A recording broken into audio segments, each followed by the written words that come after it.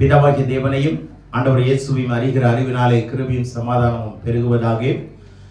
இந்த கால வேளையிலே கர்த்தருடைய ஓய்வு நாளிலே கர்த்தருடைய சமூகத்தில் வந்திருக்கிற தேவனுடைய பிள்ளைகளாகிய உங்கள் யாவரையும் இயேசுவின் இன்ப நாமத்தில் வாழ்த்துவது மகிழ்ச்சி அடைகிறேன்.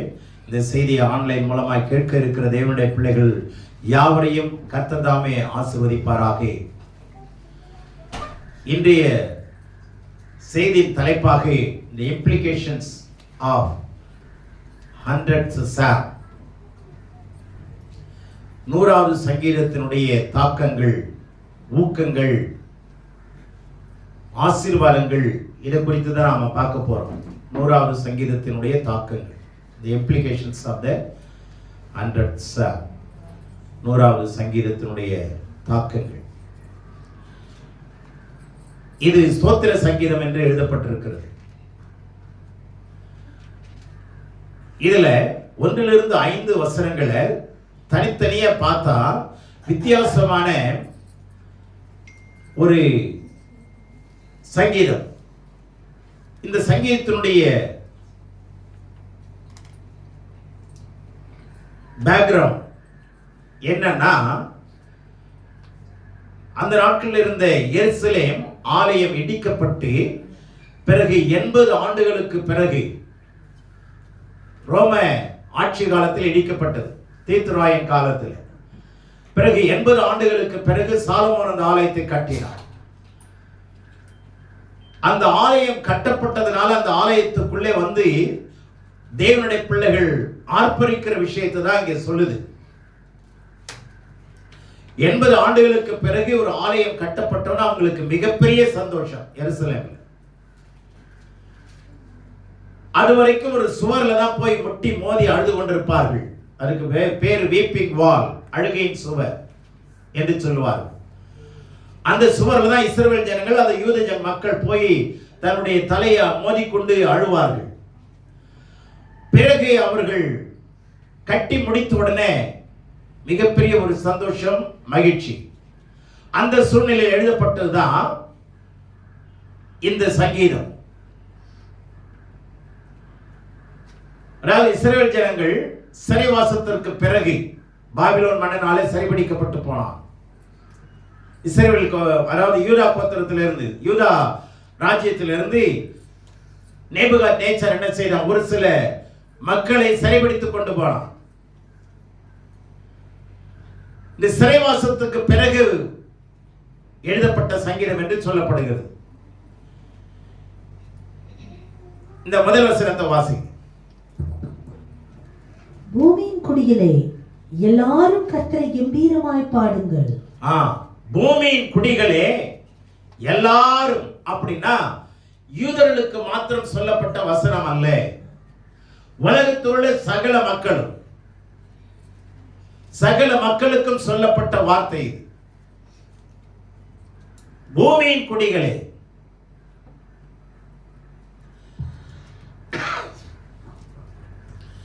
நீங்கள் எல்லாரும் கர்த்தரை கம்பீரமாய் பாடுங்கள்.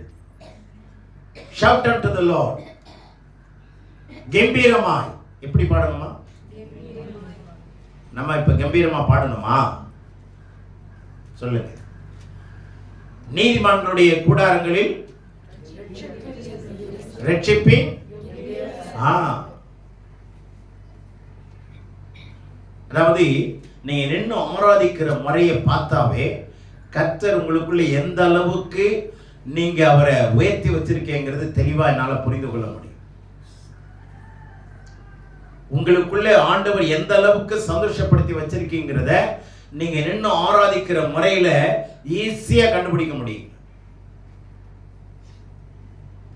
அப்படியே நின்று ஆராதிக்கிறவர்கள் ஒரு சிலர், கொஞ்சம் அசைஞ்சு ஆராதிக்கிறவர்கள் ஒரு சிலர், ஒரு சிலர் ஆவியிலே நிரம்பி ஆராதிக்கிறவர்கள். நல்லா புரிந்து கொள்ளுங்க. வேதம் சொல்கிறது, பூமியின் குடிகளே நீங்கள் எல்லாரும் எப்படி பாடுங்கள்? கம்பீரமாய் பாடுங்கள். பாடுறதுல ஒரு கம்பீரம் இருக்கணும், பாடுறதுல ஒரு உற்சாகம் இருக்கணும். உங்களுடைய குரலும் உங்களுடைய கைத்தட்டும் ரெண்டும் இணையணும், ஒரே வேகத்தில் இருக்கணும். ஒரே டைமிங்ல இருக்கணும். அதுதான் ஆராதனை. அது ஆராதனைக்கு வழி நடத்துகிற ஒரு முறை. எல்லாரும் கர்த்தரை கம்பீரமாய் பாடுங்கள். 2வது வசனம். முதல் வசனம் சொல்லுகிறது shout with joyful noise. மகிழ்ச்சியோட கர்த்தருக்கு ஆராதனை செய்து ஆனந்த சத்தத்தோட அவர் சந்நிதி முன் வாருங்கள். இப்போ அவருடைய சந்நிதிக்கு முன்ன வரும்போது என்ன, பூமியின் குடிகளை கம்பீரமா பாடி இப்ப என்ன பண்ணுங்க, மகிழ்ச்சியோட கர்த்தருக்கு ஆராதனை செய்யுங்கள். serving unto the Lord, shouting unto the Lord.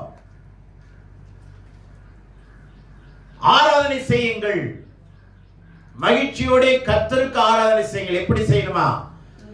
மகிழ்ச்சியோடனா அந்த மகிழ்ச்சி முகத்துல தெரியணுங்க. மகிழ்ச்சியோட கர்த்தருக்கு ஆராதனை செய்து, ஆராதனைங்கிறது ஆண்டவரையே அப்படியே மகிமைப்படுத்துகிற ஒன்று. மகிழ்ச்சியோட அவருக்கு சேவை செய்யுங்கள். serve him with gladness. சந்தோஷத்தோடு ஆராதனை செய்யறதுங்கிறது எல்லாரும் செய்யற முறை இல்லைங்க.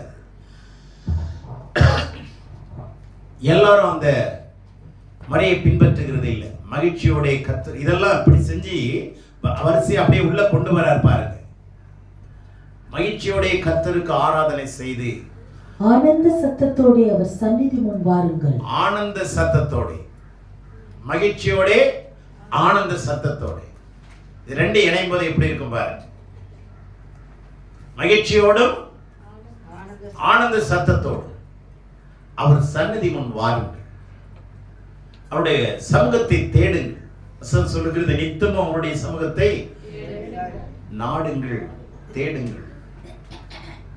மகிழ்ச்சியோட ஆராதனை செய்து ஆனந்த சத்தத்தோட அவர் சன்னதி முன் வாருங்கள். கொஞ்சம் கொஞ்சமா உள்ள கொண்டு வரார் பாருங்க. பூமியின் குடிகளில் இருந்து கொண்டு வந்து தனித்தனியா கொண்டு வரார். கொஞ்சம் கொஞ்சமா உள்ள கொண்டு வரார். அவருடைய சந்நிதிக்கு முன்னே, அவர் பிரசன்னத்திலே, அவருடைய சமூகத்துக்குள்ள வாங்க. 3வது வசனம். கர்த்தரே தேவன் என்று அறியுங்கள், நாம் அல்ல, அவரே நம்மை உண்டாக்கினார். நாம் அவர் ஜனங்களும் அவர் மேய்ச்சலின் ஆடுகளுமாய் இருக்கிறோம். 3வது வசனம் சொல்லுகிறது, இப்ப நீங்க கம்பீரமாய் பாடி மகிழ்ச்சியோட கர்த்தருக்கு ஆராதனை செய்து ஆனந்த சத்தத்தோட அவர் சன்னதி முன் வந்தீங்கன்னா, கவனிங்க, கம்பீரமா பாடுறவங்க, மகிழ்ச்சியோட கர்த்தருக்கு ஆராதனை செய்கிறவர்கள், 3வது ஆனந்த சத்தத்தோட அவர் சன்னதி முன் வருகிறவர்கள், 4வது என்ன பண்ணணுமா, கர்த்தரே தேவன் என்று அறியுங்கள். 3வது கர்த்தரே, know that the Lord he is God. அவரே தேவன் என்று, அவரே கர்த்தராகிய தேவன் என்று அறியுங்கள்.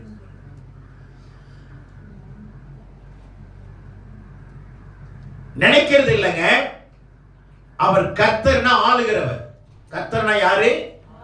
ஆளுகிறவர். அவர்தான் தேவன் என்று என்ன பண்ணணுமா, அறிய வேண்டும், புரிதல் வேண்டும். கடவுளே தேவன் என்று அறியுங்கள். இந்த வார்த்தை ரொம்ப முக்கியமான வார்த்தை. கர்த்தரே தேவன் என்று அறியறதுக்கு என்ன இலக்கணம்னா, நீங்க கம்பீரமா பாடணும், மகிழ்ச்சியோட கர்த்தருக்கு ஆராதனை செய்யணும், ஆனந்த சத்தத்தோட அவர் சன்னதி முன் வரணும். இப்போ மோசே காலத்துல ஏற்படுத்தப்பட்ட ஆசரிப்பு கூடாரத்துக்குள்ள வரணும்னா முதல்ல பலி கொடுக்கணும். அந்த இரத்தத்தோட உள்ள வரணும். எங்க வரணும்? பரிசுத்த ஸ்தலத்துக்கு வரணும். இதாங்க மர ஆனந்த சத்தத்தோட மகிழ்ச்சியோட வரலன்னா நீங்க என்ன பண்ண முடியாதுன்னா அவருடைய பிரகாரத்துக்குள்ளே நுழையவே முடியாது. வெளியிலே நின்னுட்டு வெளியிலே போயிருவீங்கன்னு அர்த்தம். இப்ப ஒரு கல்யாண வீட்டுக்கு வரோம், வெளியிலே நின்னுட்டு பார்த்துட்டு வெளியிலே போயிட்டாங்கன்னா என்ன கிடையாது, அங்க இருக்கிற விருந்து உபசரிப்புகள் அவங்களுக்கு பங்கு கிடையாது. போட்டோ எடுக்க முடியாது, மாப்பிள்ளை பொண்ணோட நின்று போட்டோ எடுக்க முடியாது. அப்படி போட்டோ எடுக்கலன்னா நீங்க வந்தீங்களா இல்லையான்னு தெரியாம போயிடும், பதிவுகள் இல்லாம போயிடும், சான்றுகள் இல்லாம போயிடும். வெளிய வாசலே நின்று போறதுனால உங்களுக்கு மன திருப்தி வேணாம், நான் கோயில போய் டச் பண்ணிட்டு வந்துட்டேன், திருப்தி இருக்கலாம், ஆனா அதனுடைய விளைவுகள் இருக்காது. இதெல்லாம் சும்மா ஒரு வேடிக்கைக்காக எழுதப்பட்ட புத்தகம் அல்ல.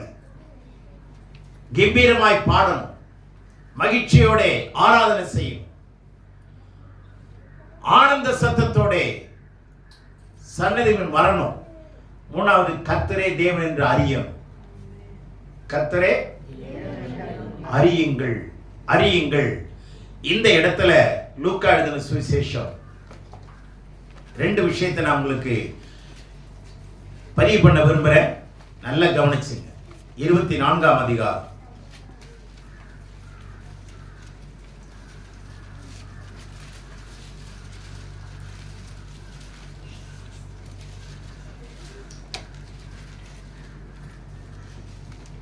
முப்பத்தி 1ஆம் வசனமும் 45ஆம் வசனத்தையும் முதல்ல 45 படிச்சுட்டு அதுக்கப்புறம் 31க்கு போங்க.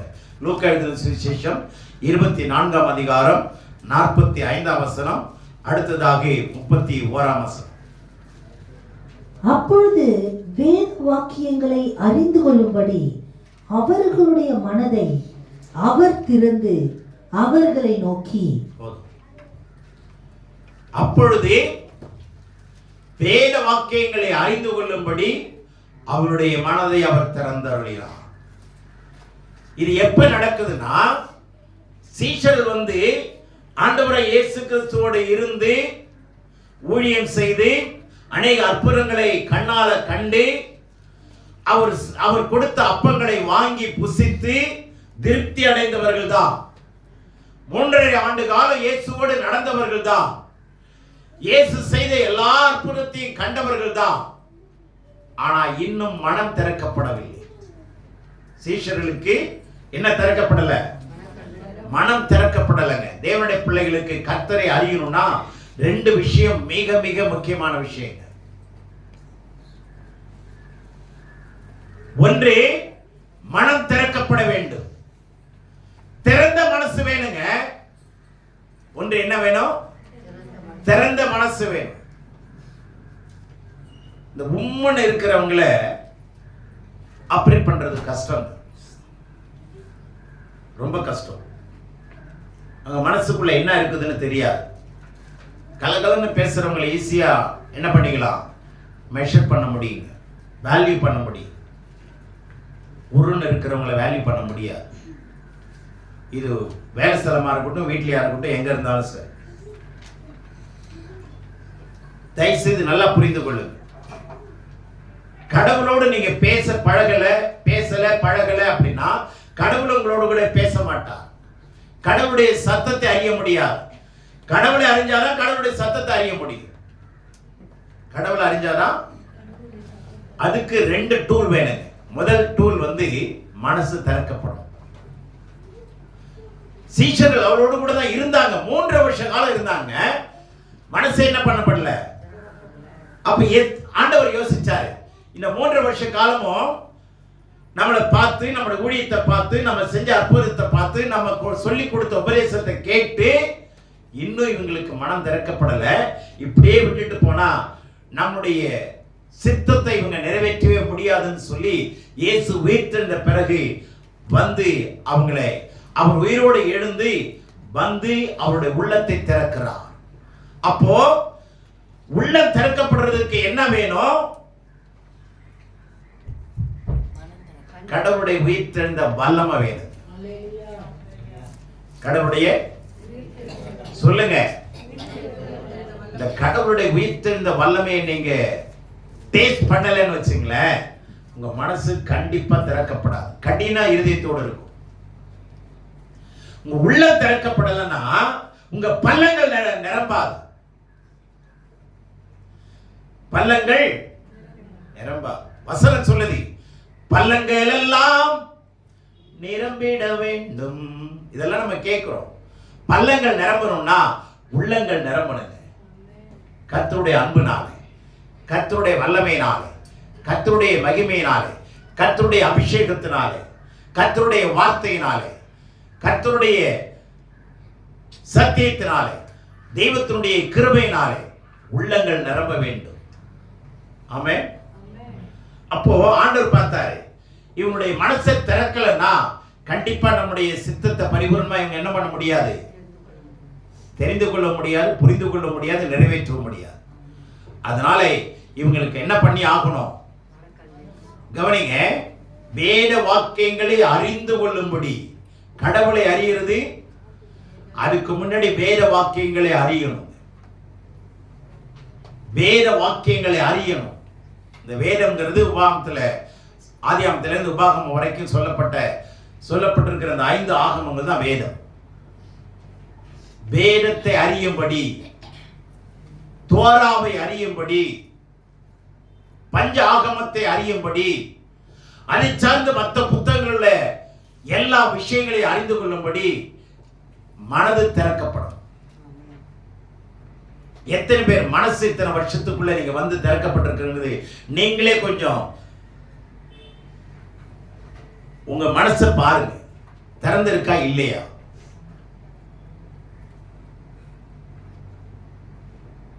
திறக்கப்பட்ட மனசு இருந்தாதான் வேதத்தை அறிய முடியும். அல்லது மாத்தி சொல்றேன், வேதத்தை அறியும் பொழுதுதான் அறிய அறிய உங்க மனசு திறக்கப்படும். வேதத்தை அறியாதனாலதான் சீஷர்கள் போய் இயேசு கிறிஸ்து சிலுவையில் அறைஞ்சோன்னு எங்க போய் மறைஞ்சிட்டாங்க? வீட்டுக்குள்ள போய் என்ன பண்ணிட்டாங்க? கதவை பூட்டி உள்ள இருந்துட்டாங்க.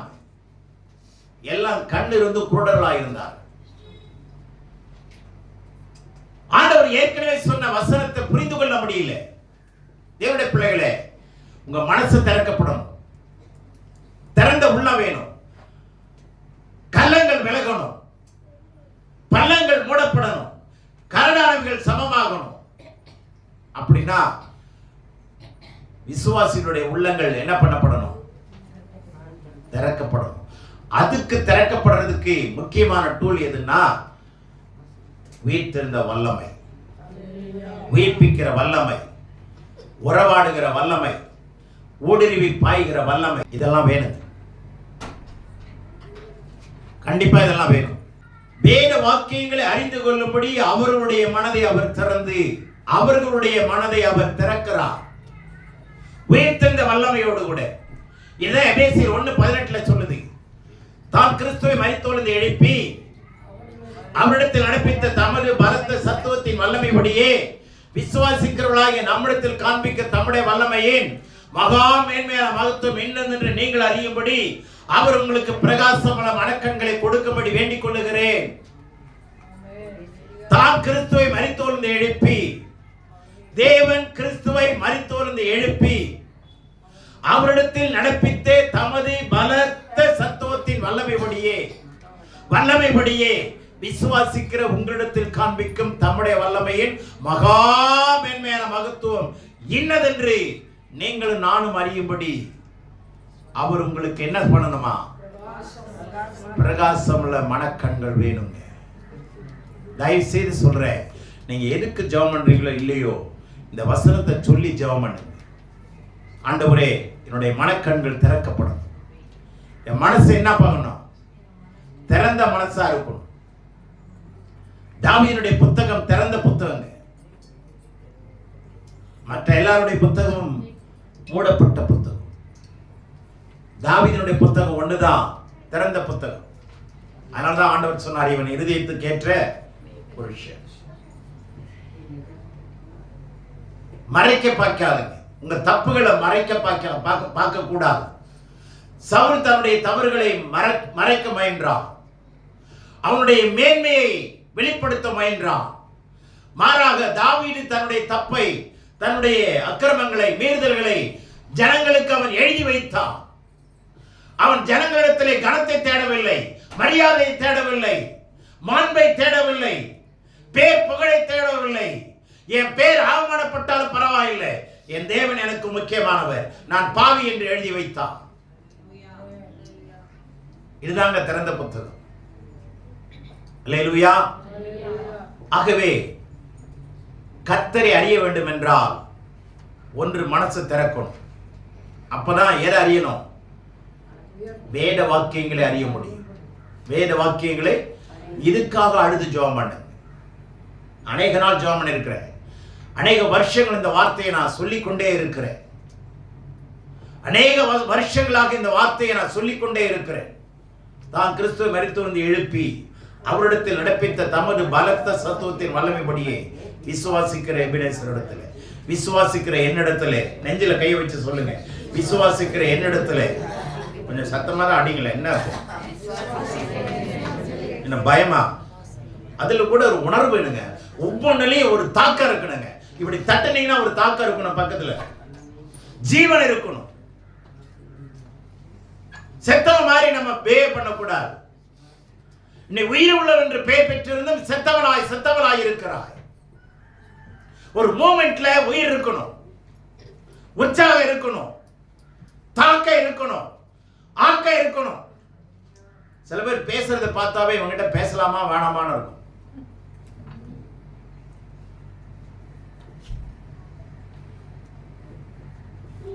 இந்த ஊருக்கு எப்படிங்க போறது எனக்கு தெரியாது. அடுத்தது கேள்வி கேட்பா இவன்ட்ட. நாடி நிரம்பி செத்து போய் கிடக்குங்க நிறைய பேருக்கு. சொல்றது நல்லா இருந்து எனக்கு தெரியாது ஏன்னு சொல்லு, அதே என்கிட்ட கேட்குறேன். அவன் என்னமோ முன்னுறான்னு சொல்லிட்டு போயிடுவான்.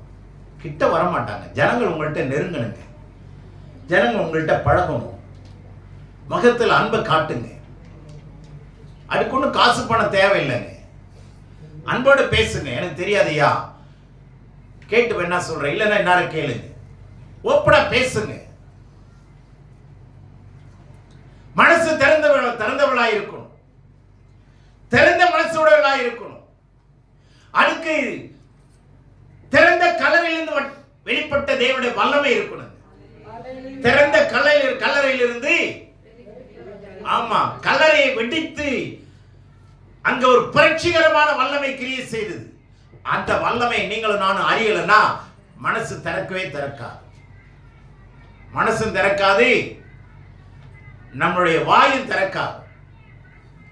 மனசு திறந்திருந்தாங்க, வாய் திறந்திருக்கும். நீங்க நல்ல கவனிங்க. மனசு திறக்கிறவங்க வாய் திறந்திருப்பாங்க, நல்ல வார்த்தைகளை பேசுவாங்க, நல்ல வார்த்தைகளை அவங்க கொடுப்பாங்க. நீதிமானுடைய நாவு சுத்த வெள்ளி, சுத்த வெள்ளி. ஏண்டா வெள்ளின்னு பேர் எழுதுற வச்சிருக்கிறாங்க நான் யோசிச்சு பார்த்தேன். ஆனா அவன் சொல்ற வார்த்தை பொற்பழங்களுக்கு சமானமா. நாவு சுத்த வெள்ளி. சமயத்தில் சொல்லப்பட்ட வார்த்தை வெள்ளித்தட்டில் வைத்த பொற்பழங்களுக்கு சமானம். என்ன அருமையான வார்த்தை! வெள்ளித்தட்டில் வைத்த, ஆமா, கல்யாண பத்திரிக்கை வச்சு பழங்களை வச்சு வெறுந்து, அதாவது சில்வர் தட்டில் கொடுப்பாங்க. நம்ம ஆண்டவர் சொல்றாரு, இல்ல, வெள்ளித்தட்டில் வைக்கப்பட்ட பொற்பழங்களுக்கு சமானம். எத்தனை பேர் சந்தோஷப்படுறீங்க? என்ன அருமையான வார்த்தைங்க! என்ன மேன்மையான வார்த்தை! என்ன உன்னதமான வார்த்தை! நீதிமானுடைய நாவு தகர டப்பா இல்ல, தேங்கி போன புண்ணாக்கு இல்ல. ஆண்டவருடைய தேவனுடைய வார்த்தை, தேவனுடைய நீதிமானுடைய நாவு சுத்த வெள்ளி. அந்த வாய், அந்த வெள்ளியிலிருந்து வருகிற வார்த்தை தான் அங்க பொற்பழம். அதுதான் கடவுளுடைய வார்த்தை. உங்க மனசு திறந்திருந்தாதான். மனசு திறந்ததுக்கு காரணம் கல்லறை திறந்திருக்கிறத நீங்க விசுவாசிக்கணும். திறந்த கல்லறை விசுவாசிக்கணும். இன்னைக்கு எல்லாருடைய மதத்தினுடைய தலைவருடைய கல்லறை எல்லாம் மூடி இருக்கிறப்போ நம்ம ஒருவருடைய கல்லறை தாங்க திறந்த கல்லறை. நாம் ஆராதிக்கிற தெய்வம். மரித்த இயேசு உயிர்த்து விட்டார், அல்லேலூயா. மன்னன் இயேசு ஜீவிக்கிறார், அல்லேலூயா. மரித்த இயேசு உயிர்த்து விட்டார், அல்லேலூயா. மன்னன் இயேசு ஜீவிக்கிறார், அல்லேலூயா. இது சந்தோஷமா சொல்லணுங்க. சந்தோஷமா பாடணுங்க. நம்ம ஆண்டவருடைய கல்லறை மூடின கல்லறை இல்ல, திறந்த கல்லறை. அதிலிருந்து வருகிற வல்லமை தாங்க பயங்கரமான வல்லமை. அந்த வல்லமை தான் உங்களுடைய உள்ளத்தை திறக்க முடியும். உள்ளம் திறக்கணும்னா ஆண்டவருடைய உயிர்த்தெழுந்த வல்லமையை நீங்க என்ன பண்ணணும்? டேஸ்ட் பண்ணி பாருங்க. உயிர்த்தெழுந்த வல்லமை என்ன பண்ணணும்? எல்லாரும் சொல்லுங்க, என்ன பண்ணணும்? Taste and see. Come and see. Hallelujah. Hallelujah. ஆமா, இல்லைன்னா ICU வார்டுக்கு தான் போவோம். நல்ல கவனிங்க, கர்த்தருடைய சத்தியத்தை நாம அறியணும். தேவனை அறியணும்னா மனசு திறக்கணும். அடுத்த வார்த்தை 31ஆம் வசனம். அப்பொழுது அவர்களுடைய கண்கள் திறக்கப்பட்டு அவரை அறிந்தார்கள். உடனே அவர் அவர்களுக்கு மறைந்து போனார். ரெண்டு விஷயத்தை செஞ்சுட்டு அழகா மறைஞ்சிட்டாருங்க நம்முடைய ஆண்டவர். என்ன அற்புதமான விஷயங்க. இந்த சீஷருடைய மனசையும் திறக்கணும், கண்ணையும் திறக்கணும். மனசு திறக்கிறது எதுக்கு? எடுத்து விட்டீங்க பாருங்க, வேற வார்த்தைகளை அறியறதுக்கு. கண்ணை திறக்கிறதுக்கு அவர் அறியறதுக்கு. வேதத்தை கொடுத்தவர் எத்தனை பேர் புரிஞ்சுக்கிட்டீங்க? வேதத்தை அறியறதுக்கு மனசு திறக்கணும். வேதத்தை கொடுத்தவர் அறியறதுக்கு கண்ணு திறக்கணும். இது ரெண்டும் கண்ணு திறக்கலன்னா அவன் பேர் என்ன? குருடன். அப்புறம் ஆண்களுக்கு குருடன், பெண்களுக்கு அது சொல்ல மாட்டீங்க. அடுத்தவங்க குருடன் சொல்றதுக்கு மாத்திரம் எப்படி தரீங்க பாருங்க. ஆமா. அப்ப கவனிங்க, மனசை திறக்கணும், கண்ணு திறக்கணும். நான் அடிக்கடி யோசிக்கிறேன், நம்ம சபையில எத்தனை பேருக்கு கண்ணு திறந்திருக்கு, எத்தனை பேருக்கு மனசு திறந்திருக்கு. ஆனா காது நிறைய திறந்திருக்கு. காது திறந்திருக்கு, ஆனா எது திறந்திருக்குன்னு அது திறக்கல. யார் என்ன சொல்றாங்க? நல்ல கவனிங்க. நான் ஒண்ணு சொல்றேன், நீங்க ஆலயத்துக்கு வரும்போது எப்படி வரணும் தெரியுமா? இன்னைக்கு கர்த்தர் என்னோட என்ன பேச போறாருங்கிறத சிந்தனையோட வரணும். இன்னைக்கு ஆண்டவர் என்னோட என்ன பேச போகிறார், இந்த சிந்தனையோட வரணும். என்னோட என்ன குறிச்சி நன்மையோ தீமையோ, என்கிட்ட இருக்கிற பலவீனத்தையோ பலத்தையோ இன்னைக்கு கடவுள் என்ன கூட பேசணும். அந்த ஒரு ஆர்வத்தோட, அந்த ஒரு எதிர்பார்ப்போட யாரெல்லாம் வரீங்களோ அவங்களுக்கு கர்த்தர் நிச்சயமா பேசுவார். கடவுள் ரெண்டு பேரை தாங்க பயன்படுத்த முடியும். ஒன்னு மனுஷனை, இன்னொன்னு மிருகங்களே அல்லது பறவைகளை. முதல்ல பயன்படுத்துறது மனுஷனை தான். அடுத்த ஆப்ஷன் தான் என்னது? மிருகங்களா இருக்கும். மிருகத்தை பயன்படுத்தினார் இல்லையா ஆண்டவர்? வேலையாம்ட்ட கழுதையை பயன்படுத்தினாரு, கழுதை பேசிச்சா? பேதுருவிட்ட என்ன பேசினாரு? எது பேசிச்சு? சேவல். கோழி இல்ல. ஆமா, நல்ல கவனிங்க. ஆண்டவர் முதலாவது எடுக்கிற ஒரு கருவி யாருன்னா மனுஷனை தான்.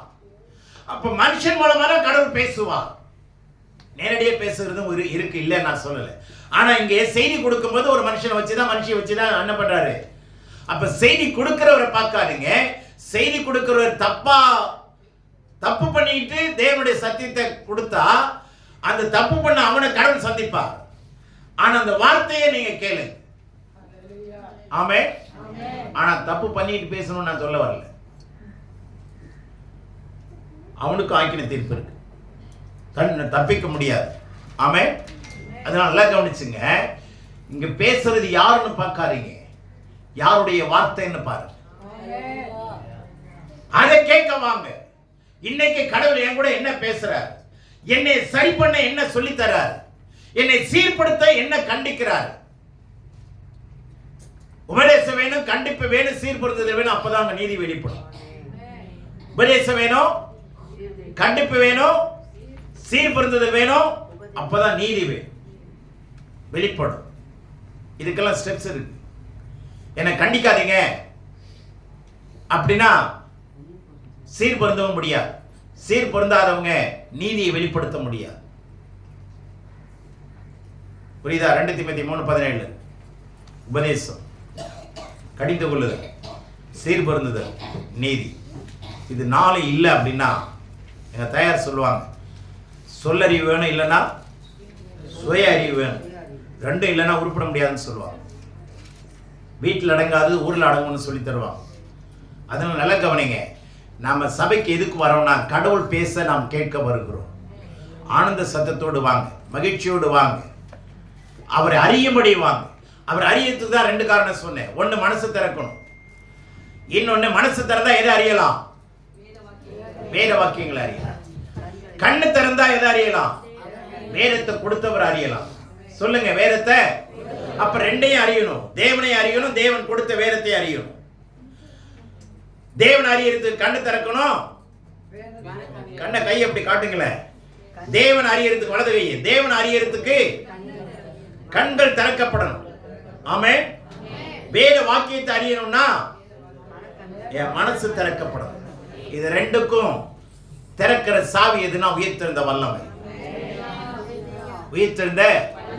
உயிர்த்தெழுந்த வல்லமையை சிந்திச்சு பாருங்க, சிநேகிச்சு பாருங்க. உயிர்த்தெழுந்த வல்லமை எவ்வளவு பயங்கரமான வல்லமை. ரோம கவர்மெண்ட்ல இருந்த அதிகாரத்தை விட, ஆளுகை விட பல மடங்கு பெருசுங்க. வச்ச சீல் எல்லாம் காணா போச்சு. கல்லு என்னாச்சு? புரட்டப்பட்டிருக்க கண்டார்கள். அபாரமான திகைப்பு உண்டாக்கக்கூடிய பிரமிக்கத்தக்க விஷயங்கள் நடந்தது. அவன் எல்லாம் மறைஞ்சிட்டான். அங்க கல்லறை சொல்லுது, அவர் இங்கே இல்லை, மெய்யாகவே அவர் சொன்னபடியே உயிர்த்தெழுந்தார். மெய்யாகவே அவர் சொன்னபடியே உயிர்த்தெழுந்தார். அவர் இங்கே இல்லை. நீங்கள் தேடுகிற இயேசு இங்கே இல்லை. தேவனுடைய பிள்ளை அவங்க எல்லாம் சரீர பிரகாரமாக இயேசுவை தேடி வந்தார். ஆனா அங்க கல்லறை சொல்லுது, நீங்க தேடி வருகிற இயேசு அது சரீரத்தில் இருந்த இயேசு. இப்ப அவர் உயிர்த்தெழுந்து அவர் ஆவியாய் இருக்கிறார். அவரை அறியும்படி வாங்க. 3வது, அவரை அறியணும்னா என்ன வேணும்? கம்பீர சத்தத்தோட பாடணும், மகிழ்ச்சியோட ஆராதனை செய்யணும், ஆனந்த சத்தத்தோட அவர் சன்னதியின் வரணும். அப்பதான் என்ன பண்ண முடியும்? கடவுளை எப்படி அறியணும்? தேவன் என்று அறியணும், கர்த்தர் என்று அறியணும், இம்மானுவேல் என்று அறியணும், இயேசு என்று அறியணும். இயேசுனா வேற, இம்மானுவேல்னா வேற, கர்த்தர்னா வேற. எல்லாம் ஒவ்வொரு அர்த்தங்கள் வேறங்க. ஆனா எல்லாம் ஒருவர் தான். ஆமென். இதெல்லாம் விளக்க நேரம் இல்லை. கர்த்தரை அறியறதுக்கு வாங்க. சொந்தங்களை பந்தங்களை பார்க்க வராதீங்க. அது வெளியில. யார் அறியணும்? கர்த்தருடைய வார்த்தையை கேட்கணும், அவர் அறியணும், வார்த்தையை அறியணும். வார்த்தையை அறியறதுதான் அவர் அறியறது. அல்லேலூயா. ஏன்னா யோவான் 1:1 என்ன சொல்லுது? அந்த வார்த்தை ஆதியிலே வார்த்தை இருந்தது, அந்த வார்த்தை தேவனோடு இருந்தது, அந்த வார்த்தை தேவனாக இருந்தது. அந்த வார்த்தை மாம்சமாகி கிருபையினாலும் சத்தியத்தினால் நிறைந்தவரார். அல்லேலூயா. நமக்குள்ளே வாசம் பண்ணினார். தயவுசெய்து சொல்றேன், கவனிங்க. அவரை அறியணும், அவருடைய வசனத்தை அறியணும். இப்போ 100 சங்கீதத்தில் அவரே நம்மை உண்டாக்கினார். அவரே, ஆமா, 2 விதமான உண்டாக்கப்படுது. ஒன்று கருவில உண்டாக்கப்படுது, இன்னொன்று அவருடைய கரத்தினால உருவாக்கப்படுது. கருவிலே உண்டாக்கப்பட்டுட்டோம், சரியா? திரும்பி உட்காராத சிம்மாசனம், திரும்பி உட்கார முடியாத சிம்மாசனம் எதுனா தாயினுடைய கருவறை தான். திரும்பி போய் அமர முடியுமா? திரும்பி போய் அமர முடியுமா? முடியாது. திரும்பி போய் அமர முடியாத சிம்மாசனம் எதுதான்? தாயின் கருவறை. ஆனா நமக்கு ஒரு சிம்மாசனத்தை ஆண்டவர் ரெடி பண்ணி வச்சிருக்கிறார். அல்லேலூயா. அது நீதி நியாயம் என்கிற சிம்மாசனம். ஆகவே கவனிங்க, அவரை நம்மை உண்டாக்குவார். கருவில உண்டாக்கி கொண்டு வந்துட்டார். இப்ப அவர் ஆலயத்தில் நம்மளை உருவாக்குறார். அவருடைய கரத்தில் நம்ம உருவாக்கப்படுகிறோம். சங்கீதம் 119:73 இருக்கு. அவரை நம்மை உண்டாக்கி உருவாக்குகிறோம். அவருடைய கரம் நம்மை உண்டாக்கி உருவாக்கிற்று. நாம் உருவாக்கப்படணும், உண்டாக்கப்பட்டுட்டோம். இப்ப நம்ம அவருடைய கரத்தினால் என்ன பண்ணப்படணும்? அவருடைய வசனத்தினால் என்ன பண்ணப்படணும்? நம்ம புத்தி மாறணுங்க. நம்முடைய சுபாவம் மாறணும். அப்படி மாறலன்னா நம்ம கண்ணு திறக்கலன்னு அர்த்தம். இன்னும் கன்சரிக்கு போன குருடராய் இருக்கிறோம்னு அர்த்தம். அதனால கவனித்துக் கொள்ளுங்க. முடிக்கிறேன். அடுத்ததாக, அவரே நம்மை உண்டாக்கினார், அவர் நம்மை ஜனங்களும் மேய்ச்சலின் ஆடுகளுமாய் இருக்கிறோம். அடுத்தது, அவர் வாசல்களில் துதியோடும் அவர் பிரகாரங்களில் புகழ்ச்சியோடும் பிரவேசித்து அவரை துதித்து அவருடைய நாமத்தை ஸ்தோத்திரியுங்கள். கவனிங்க, இப்ப என்ன சொல்றார்? வாசல்களில் துதியோட வாங்க, பிரகாரங்களில் புகழ்ச்சியோட பிரவேசிங்க, அவரை துதிங்க, அவருக்கு நன்றி சொல்லுங்க, அவரை ஸ்தோத்திரம் பண்ணுங்க, அவரை ஸ்தோத்திரம் பண்ணுங்க, அவர் செய்த நன்மைக்கு நன்றி சொல்லுங்க, அவரை ஸ்தோத்திரம் பண்ணுங்க, அவர் செய்த நன்மைகளுக்கு என்ன பண்ணுங்க? நன்றி சொல்லிட்டே இருங்க. enter his courts, அவருடைய பிரகாரங்கள் என்ன பண்ணுமா? உள்ளே நுழையணும். எப்படி? துதியோட. அல்லேலூயா. enter his gates, வாசல்களை எப்படி பண்ணுங்க? பிரவேசிங்க. கடைசி வார்த்தை, கர்த்தர் நல்லவர், அவருடைய கிருபை என்றைக்கும், அவருடைய உண்மை தலைமுறை தலைமுறைக்கும் உள்ளது. இந்த தமிழ்ல தவறா இருக்கு, நல்லா கவனிச்சுங்க. கர்த்தர் நல்லவர், சரிதான். அவருடைய இரக்கம் என்றும் உள்ளது. His mercy endureth forever and ever. ஆங்கிலத்தில் பாருங்க, His mercy இருக்கும். மாத்தி எழுதிட்டாங்க. கிருபை ரட்சிப்போடு முடிஞ்சிருச்சுங்க. ஆனா இரக்கம் தொடர்ந்து கொண்டே இருக்கிறது. அல்லேலூயா. அவருடைய இரக்கம் என்றென்றும் உள்ளது. அவருடைய இரக்கம் என்றென்றும் உள்ளது. அடுத்தது, அவருடைய உண்மைன்னு இருக்கு பாருங்க, அவருடைய சத்தியம். For the Lord is good, His mercy is everlasting. பாருங்க, His mercy is everlasting. And His truth endures to all generations. His truth endureth for generation to generations. என்ன அழகான வார்த்தைகளை மாத்தி எழுதி இருக்கிறாங்க. அவருடைய சத்தியம் தலைமுறை தோறும் தலைமுறை தோறும் கடந்து வரும். இப்ப நீங்க இந்த துதியோட, ஆராதனையோட, ஸ்தோத்திரத்தோட, நன்றியுள்ள அறிதலோட நீங்க உள்ள வர வர அவருடைய இரக்கத்தை காண்பீர்கள். அவருடைய இரக்கங்களுக்கு முடிவில்லை. அவருடைய இரக்கங்கள் தலைமுறை தலைமுறையாய் வரும், சந்ததி சந்ததியாய் வரும். அவருடைய சத்தியங்கள் நல்லா கவனிங்க. அவருடைய சத்தியம் முக்கியங்க. சத்தியத்தை தேடுங்க, நித்தியத்துக்கு போவீங்க. சத்தியத்தை அறிகிற அறிவினாலே நிரப்பப்படுங்க. அதை விரும்புங்க. நான் இன்னும் சத்தியத்தை அறியணும்னு விரும்புங்க. சத்தியத்தையும் அறிவீர்கள், சத்தியம் உங்களை விடுதலையாகும். அல்லேலூயா. அருமையா முடிக்கிறார். கர்த்தர் நல்லவர். He is so good. கர்த்தர் நல்லவர். அவருடைய இரக்கம் எழுதிருங்க. கிருபை எடுத்துட்டு என்ன பண்ணுங்க? அவருடைய இரக்கம் என்றென்றைக்கும், everlasting, eternity. அவருடைய சத்தியம், உண்மை எடுத்துட்டு சத்தியம், அவருடைய சத்தியம் தலைமுறை தலைமுறைக்கும் உள்ளது. நீங்க அடுத்த தலைமுறைக்கு வச்சு போகிற ஒரு சுதந்திரம் என்னன்னா, நீங்க அறிந்து கொண்ட சத்தியம் தாங்க. உங்க மேல இருக்கிற இரக்கம் உங்க சந்ததிக்கு கடந்து போகும். அல்லேலூயா. நீங்க எதிலுமே வளராம, எதிலுமே இணையாம தனி மரமா நின்னுடாதீங்க. ஆபத்தான விஷயம். எதிலுமே இணையாம சபையினுடைய ஆக்டிவிட்டிஸ், சரீரத்தில் நம்ம ஒரு அவயமா இருக்கிறோம். இந்த கை அவயம் என் சரீரத்தில் ஒரு அவயமா இருக்கு. இந்த கை எதுவுமே செய்ய மாட்டேங்குது, மற்ற இடத்துல அடிப்பட்ட இடத்த தடை கொடுக்க மாட்டேங்குது, அல்லது உதவியா இல்லை அப்படின்னா அந்த கை இருந்து என்ன பிரயோஜனம்? அப்படின்னா என்ன அர்த்தம்? இந்த கையை சூமி போச்சுன்னு அர்த்தம். விளங்குதா? நீங்க ஒவ்வொருத்தரும் சபையில இருக்கிற உன்னதமான ஒரு வெளிப்பாடு. ஆமென். அல்லேலூயா. ஒவ்வொருத்தரும் ஆண்டவர் வைத்திருக்கிற மகா பெரிய சொத்துங்க. அதனால நீங்க இன்ஆக்டிவா இருக்காதீங்க, இன்ஆபரேட்டிவா இருக்காதீங்க. உற்சாகமா இருங்க, மகிழ்ச்சியா இருங்க. ஒருவரோடு ஒருவர் மனம் திறந்து பேசுங்க, மனம் திறந்து பழகுங்க, மனம் திறந்து சத்தியத்தை சொல்லுங்க. மனதார சத்தியத்தை பேசுகிறவன் தானே என்ன எப்படி பேசணுமா? எப்படி பேசணும்? அப்ப மனதார சத்தியத்தை பேசணும்னா மனசு நிரம்பி இருக்கணுங்க சத்தியம். ஒருத்தங்க அன்பா பேசுறாங்கன்னா அன்பு நிரம்பி இருந்தாதான் பானையில இருந்தாதான் ஆப்பையில வரும், மனசுல இருந்தாதான் வாயில வரும், வாயில இருந்தாதான் கையில வரும், கையில இருந்தாதான் கொடுக்க முடியும். மனசுல தேவனுடைய வார்த்தை நிரம்பி இருக்கணும். குருவுக்கு முன்னாடி குருன்னு இருக்காருங்க. குருவுக்கு முன்னாடி அவன் சீஷனே கிடையாது. புரிஞ்சதா? அவன் குருவை போல மாறுவான். எப்படி மாறுவான்? ஆமா, குருவை போல மாறுவான். குருவனுடைய சாயலை போல மாறுவான்.